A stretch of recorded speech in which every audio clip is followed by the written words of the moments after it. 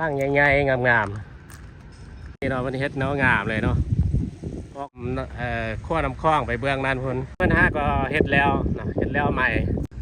สบายดีทุกคนล่าสุดอยู่ที่ส่วนสาธารณะแคมแม่น้ำคลองใจกลางนครปักเสตอนนี้เพื่อนก็เฮ็ดแล้ว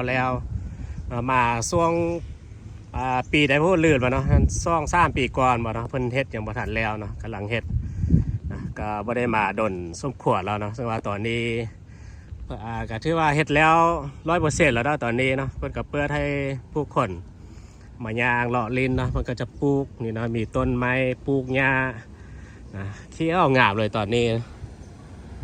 ก็มีฝนตกใส่แล้วเนาะเขี้ยวงามเนาะช่วงฤดูฝนนี่เนาะ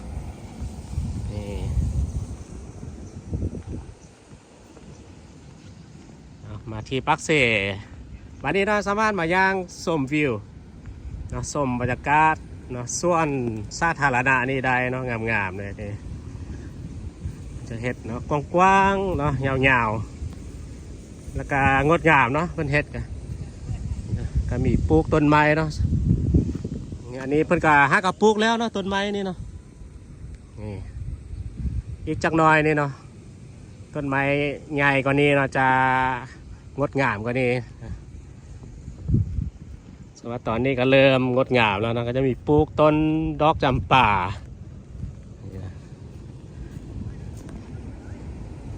ก็จะมีตังเนาะมีตังให้นางชมวิวนางพักเศร้า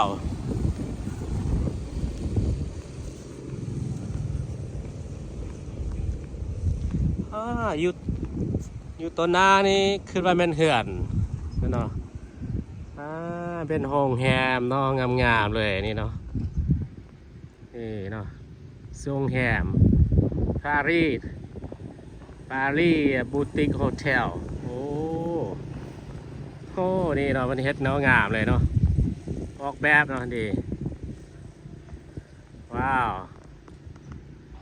คืนนึงน่าจะแพงเติมเนาะสามารถแบบพักอย่างนี้ก็ได้นะหรือว่าเพิ่นเฮ็ดบ่ทันแล้วบ่แน่ใจเนาะเฮ็ดงามๆเลยเนาะว้าวมีก็เห็นมีโรงแรมงามๆเนาะแล้วเพิ่นตั้งใหม่ก็หลายแล้วเนาะอยู่ที่นครปักเสเนี่ย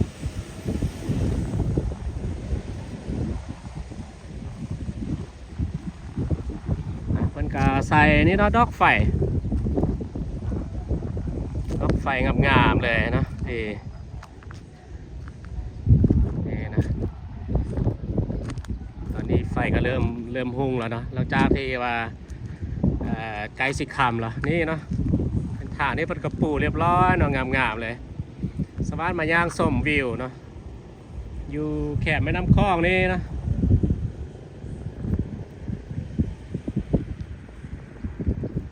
นี่เนาะโครงการพัฒนาแม่น้ำคลองเนาะเกาหลีเนาะนี่เนาะอาจจะแมนได้ถึงช่วยเหลือจากเกาหลีแมนแล้วเนาะรัฐบาลซ่อเกาหลีเนาะสมเสยเนาะที่เพิ่นก็มาพัฒนาแล้วก็ช่วยเหลือมาสร้างพัฒนาส่วนสาธารณะเนาะอยู่ที่ใจกลางนครปักเสนี่ยังงดงามเลยอยู่ตอนหน้ามันจะเป็นขั้วนะขั้วลาวญี่ปุ่นค้าแม่น้ำคลอง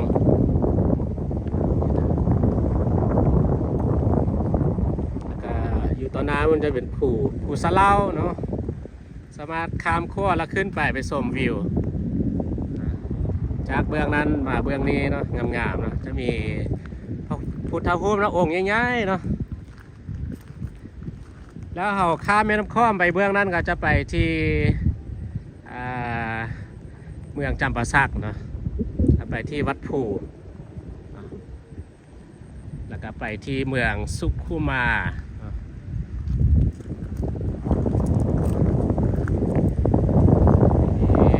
งามๆเลยตามมาย่างแล้วบัดนี้นะมาที่นครปักเสใจนำเนาะที่มีส่วนสาธารณะอยู่ เลียบแขมแม่น้ำคลองนี่งามๆมาที่นครปักเสนี่อย่าลืมมาเด้อยางชมวิวมื้อนี้ฝนตกเนาะบ่เห็นคนมาถ้าบ่แม่นมือฝนตกนี่น่าจะมีคนมายางไล่เลยนี่นะต้นไม้ใบหญ้าเพิ่นห้าก็ปลูกไม้เนาะกำลังเขียวงามฝนตกใส่เนาะอีกจักหน่อยนะจะงดงามกว่านี้นะซึ่งว่าเพิ่นห้าก็เฮ็ดแล้วนะเฮ็ดแล้วใหม่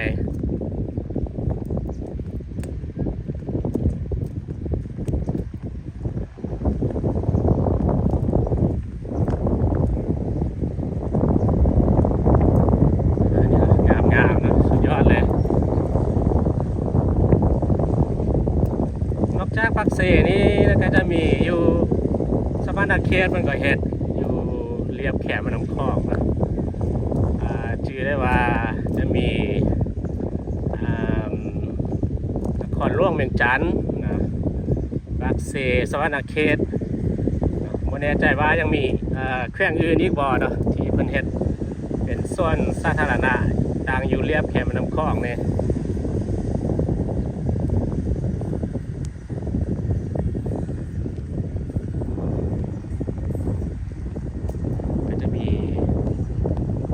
บ้านเนาะป่า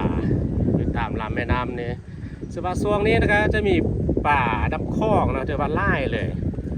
โดยเฉพาะที่ว่าลงไปที่เมืองโค้งนี่นะที่ลงคลิปไปสุดแล้วเนาะตลาดดอดโค้งตลาดเมืองโค้งนะมีป่าธรรมชาติจากแม่น้ำคลองเนาะพวกเราไล่เลยเป็นช่วงที่ว่าป่าขึ้นเนาะหลังจากที่ว่าฝนตกแล้วก็ป่าน่าจะตื่นน้ำแล้วก็ป่าขึ้นเนาะ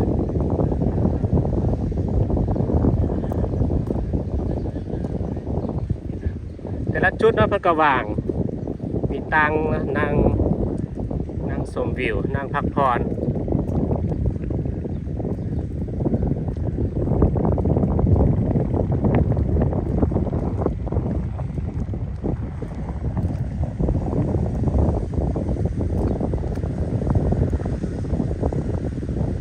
เลยนะมาย่างชมวิวย่างออกกำลังกายเพิ่นก็บ่ให้เอารถขึ้นมาเนาะคาดว่าเพิ่นน่าจะอนุญาตให้แต่คนมาย่างเท่านั้นเนาะก็ดีกันเนาะการเอารถขึ้นมานี่ก็จะมายุ่งมายากเนาะอาจจะพาให้เกิดอุบัติเหตุระหว่างคนขี่รถกับย่างมีแต่อนุญาตให้มายางแลนลิ้นโดยเฉพาะนี่จะดีเลยเนาะเพื่อความปลอดภัยหญ้าก็หญ้าแพทย์เนาะกำลังเคี้ยวงามเนี่ยอยู่แถวจุดแคมนี่เนาะแคมทางนี่ก็จะมีห้านเนาะห้านกินดื่มห้านอาหารมีสถานที่พักซึ่งว่าอยู่ตอนหน้านะกำลังสร้างขึ้นใหม่น่าจะเป็นโรงแรมเห็นมีอยู่หลายๆจุดเนาะกาก่อนหน้าเนาะคิดว่าแม่นเหือนว่าแม่นเนาะเป็นโรงแรมเนาะมันสร้างขึ้นงามๆเลยนะน่าจะโดดเด่นและมีเอกลักษณ์นะมันนำแบบจากยุโรปเนาะมาสร้างซึ่งว่าตอนนี้แบบเหือนเนาะโรงแรมหรือว่าอื่นๆอีกเนาะเพิ่นประยุกต์แบบใหม่เนาะเพิ่นไปเอาแบบจากต่างประเทศนะมาปลูกมาเทือกเฮือนอยู่เนาะเฮ็ดเป็นแบบเป็นเฮือนคล้ายๆกับโดมเนาะง่ายๆเนาะเส้นว่าอยู่ต่อหน้าเนาะเดี๋ยวเห็นมีร่างหนึ่งเนาะอยู่ต่อหน้าเนาะคล้ายเฮ็ดเป็นโดมเนาะคล้ายๆกับอยู่ต่างประเทศเลยเนาะงามๆเลยอยู่ที่นครปักเสนี่ก็เห็นไล่ร่างเนาะเป็นปลูกเฮ็ดเป็นคล้ายๆกับโดมแล้วก็อยู่ที่ไล่แควกนะที่เห็นเนาะก็เห็นอยู่นครหลวงก็ไล่กันเนาะ วนหลายก็จะระดับคนนั้นเนาะมา5 เซนติอยู่นะปลูกแบบนี้เนาะจะใส่ต้นถืนสูงแล้วก็อนาคตนี้นะจะเห็นหลายกว่านี้นะว่าหลายคนที่ว่าเพิ่นมีเงินเนาะเพิ่นก็ปลูกเขื่อนใหญ่ๆงามๆหันไปเอาแบบพุทธทางยุโรปเพิ่นมาปลูกมานำใส่ก็งานวิทย์เป็นอีกแบบหนึ่งเนาะถ้าหากมีเงินปลูก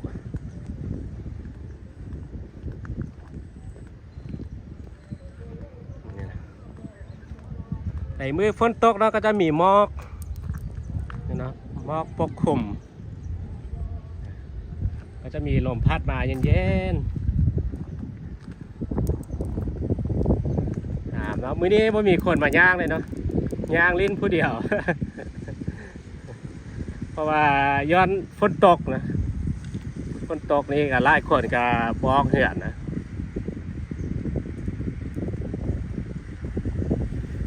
แต่หากฝนบ่ตกนี่เห็นหลายคนแน่นอนนะที่จะมาย่างเล่นออกกำลังกายอยู่จุดส่วนสาธารณะนี่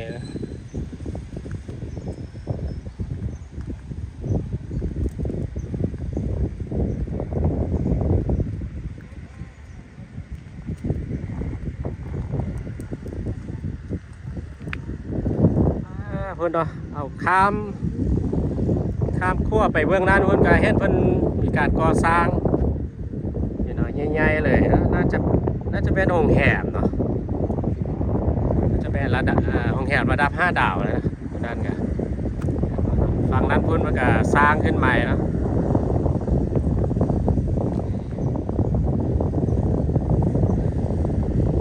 ซึ่งว่าอยู่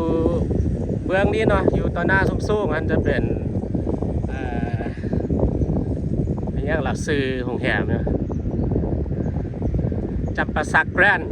ประมาณนี้เนาะถือว่าเป็นโรงแรมที่ใหญ่ที่สุดในตอนนี้ในอนาคตนี้ว่าแน่ใจว่าจะมีใหญ่กว่านี้ป่ะเนาะก็อาจจะเกิดขึ้นได้นะซึ่งว่าตอนนี้ก็อยู่ไล่แขวงมันก็มีการพัฒนาแล้วก็มีนักลงทุนเนาะมาลงทุนสร้างโรงแรมไล่โรงแรมเลยโดยเฉพาะที่เห็นอยู่นครหลวงเวียงจันทน์ก็เห็นมันสร้างขึ้นตึกสูงจะเป็นโรงแรมระดับ5 ดาว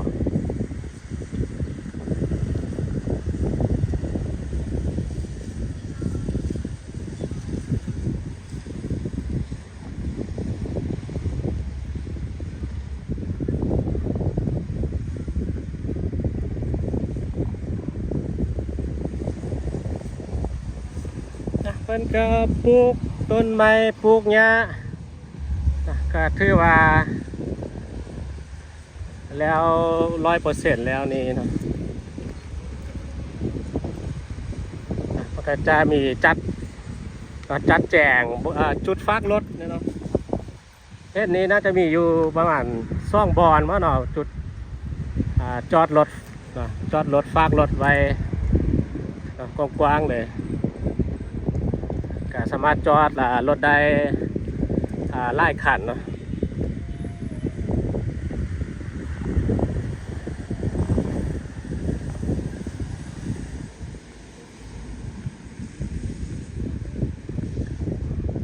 จะเห็นแต่ละจุดมันก็วางทั้งขี้เหงื่อไปนะก็เวลามาเที่ยวนะก็พยายามเนาะขี้เหงื่อเอาทิมใส่ในถังเนาะเห็นส่วนสาธารณะหรือว่าสถานที่ท่องเที่ยวหลายๆบอนเนาะที่เคยไปมาเนาะเพราะว่ามันจะเป็นจุดชมวิวเนาะที่จริงเพิ่นก็มีจุดให้ทิมขี้เหงื่อเดี๋ยวบ่ทิมเนาะมันทิมสระตามนั้นโอ้ยอมเลยนะบ่ไล่กับผู้ที่เฮ็ดก็จะสั่งเนาะแต่ว่าก็พยายามรักษาความสะอาดเนาะรักษาสิ่งแวดล้อมเนาะรักษาความสะอาดก็มันก็จะมีความงดงามเนาะมันมีกลิ่นเหม็น บิ่งสารน้ำตา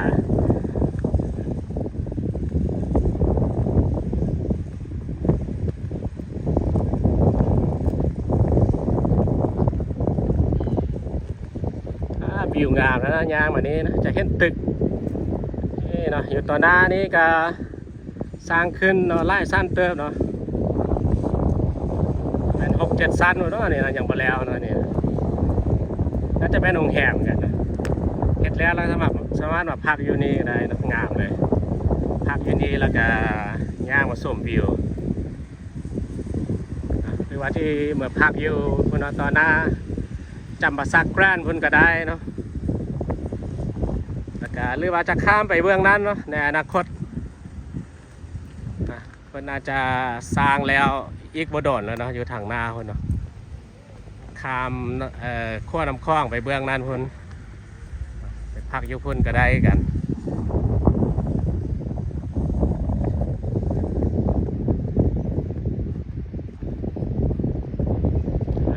นี่งามเลยที่เห็นอยู่ตอนนั้นนะเป็นเขื่อนเนาะงามเนาะนี่เห็ดเขื่อนโดมน่าจะเป็นรั่งที่ใหญ่ที่สุดอยู่นครปักเสนี่ในตอนนี้นะ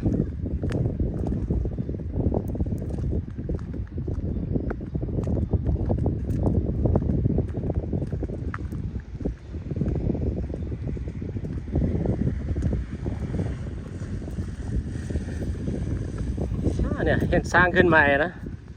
ที่เห็นอยู่ตัวนาเราเห็นจอมมันเห็นเป็นโดมเขื่อนเนาะคือว่าไปก่อนหน้านี่เนาะตอนนี้ส่วนไร่พนิยมการสร้างแบบนี้ก็จะเป็นเขื่อนมาจากไหนก็เป็นซีซั่นใหม่เนาะกำลังนิยมกันนะ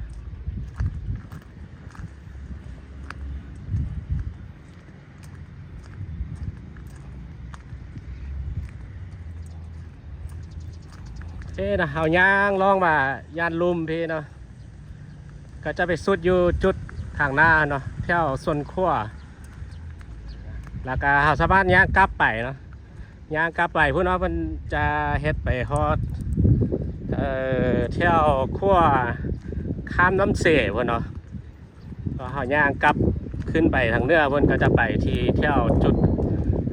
ปากเสเนาะแม่น้ำเสไล่ปองใส่แม่น้ำคลองจะบ่ได้ย่างไปเบื้องนั้นพุ่นนะก็สามารถย่างไปเบื้องนั้นพุ่นก็ได้นะ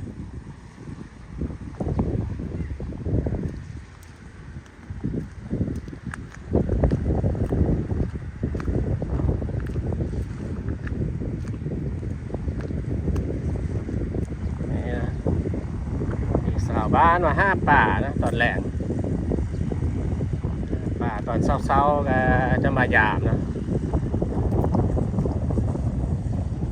จะใส่เบ็ดใส่หมอง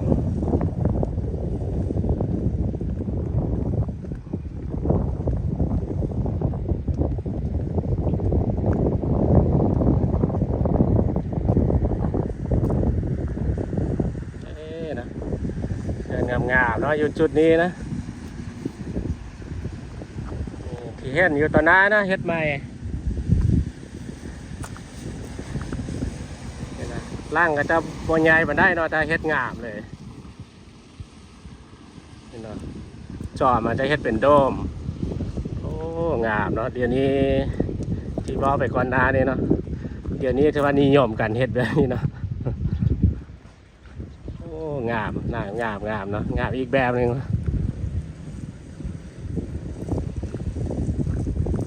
ว้าว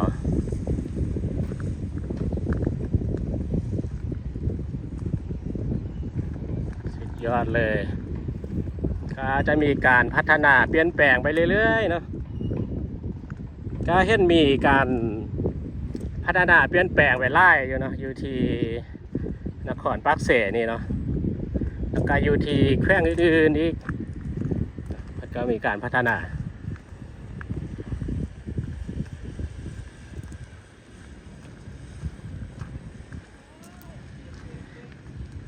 นี่เนาะต่อหน้านี้เนาะเฮือนร่างใหญ่ๆงามๆที่ว่ามีความโดดเด่นและงดงามว่าได้ว่างดงามที่สุดเนาะอยู่ที่นครปักเสนี่เนาะก็ยังบ่เห็นบอลได้หรือว่าร่างได้ใหญ่แล้วก็อลังการซ้ำนี้เนาะ เอามายางแคมข้องก็จะมาเห็นเลยนะนี่นะโดดเด่นเลยเนาะหันแหนมาแต่ไก่จะเห็นโดดเด่นเลยงดงามเลยก็โอเคนะปริไซก็จะข้อละคลิปนี้เนาะไว้เพียงแต่ท่านี้ก็แล้วก็ข้อขอบใจเนาะทุกท่านทุกคนเนาะที่เข้ามาเบิ่งมาชมและติดตามให้กำลังใจมาตลอดเนาะแล้วก็จะพัฒนาแล้วก็เฮ็ดคลิปต่อไปเนาะเที่ยวตั้งแต่ใต้ฮอดเนื้อคือเก่าเนาะไปมาสลับกันไปหลังจากเที่ยวทางใต้แล้วก็อาจจะขึ้นไปทางเนื้อพุ่น